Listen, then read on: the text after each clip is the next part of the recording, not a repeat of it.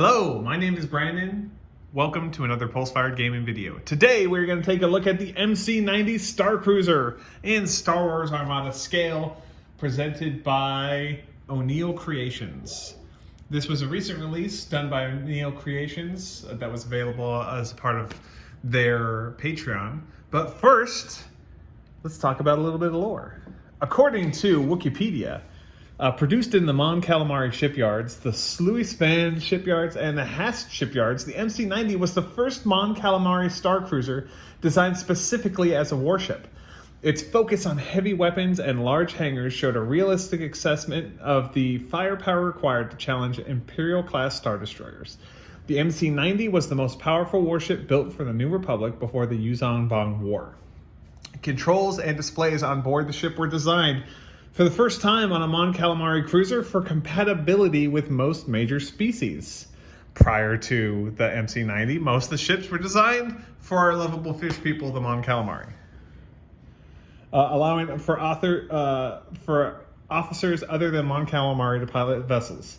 The command center was a clear bubble in the center of the ship, giving the bridge officers vision across in the areas below as well as above. Admiral Akbar was not pleased with the choice of constructing the bridge this way. He argued that it was too much of a weak spot that Imperial forces could exploit.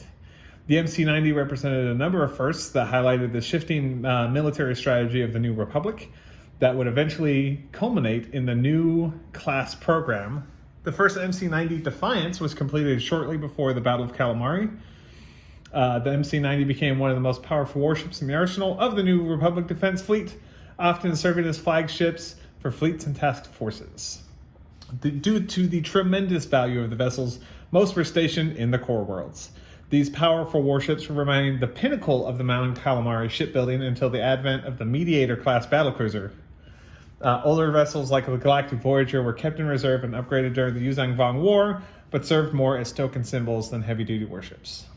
Despite the predominance of the newer Mon Calamari-built warships in the Galactic Alliance Defense Force by 40 ABY. Oh, let's read that again. Despite the predominance of newer Mon Calamari warships built for the Galactic Alliance Defense Force by 40 ABY, such as the Mon Calamari Heavy Carrier and Mediator-class battlecruiser, the MC90 was still considered to be a powerful frontline combat ship. This was evident in the usage of the Galactic Voyager as the flagship in the Alliance, as the flagship of Alliance Supreme Commander Cha Nai Thal. All right, well, that's a little bit of lore with kind of a run-on sentence on the end. Let's get into the ships. First and foremost, we have two different hulls for the MC90, and where they vary largely depends on the engine layouts. So this is the main part of the ship. It comes super hollow, so it's ready for 3D printing. We did use the pre-supported parts, and we're gonna assemble these two ships real quick. They were both primed in, this is a Rust-Oleum, I think, matte gray. And then, let's see how we want the engines. I think we want the engines on the other way. Okay, I'm not even gonna have to glue these engines in because they're just super tight. All right, there's the engine on this one. This is probably my preferred body for the MC90. Gonna put some super glue in. Gonna put that guy there. Hold him there for a second. And we're gonna let that sit for a second. Now, this other one has fantastic, like look at the details on these engines. It's really awesome, and they're really easy to build. So I'm not gonna put these in with glue either. I'm just gonna slide them in. And that is very good tolerance right there. Then we have a left and a right. Left goes in. That's gonna need glue. So we'll put the left in, apply glue to the edges, get super messy with it. There we go. That sound in the background is a new printer that we got so that we could overcome some printing issues we were running into for our FDM printers. Disregard it, if you will. All right, so there is your engine system for the variant. Again, these were all pre-supported files that we got from Onil Creations. You can get them too. Feel free to patronize them on Patreon. Okay, so we got that one gluing. We're gonna set it down. Then we're gonna compare this to some ships. So here we go. There we go. So there is the MC90s from Onil Creations. Now let's take a look at some ships that we have.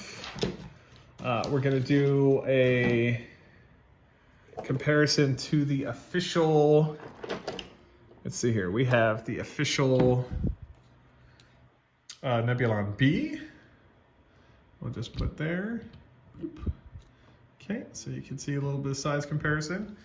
And we have the official MC80 Home 1 variant. We're gonna put that on a thing right there. So you can see, while the MC90 is about the same size as the MC80 Home 1, it's much wider, it's much chunkier. And it's a fantastic ship. Onil Creations did a fantastic job. We're super excited to continue supporting these guys on Patreon because the work that Lino and them over there are doing is fabulous. In any case, that's the end of our fantastic video. Thank you very much for watching. If you like the video, feel free to like it.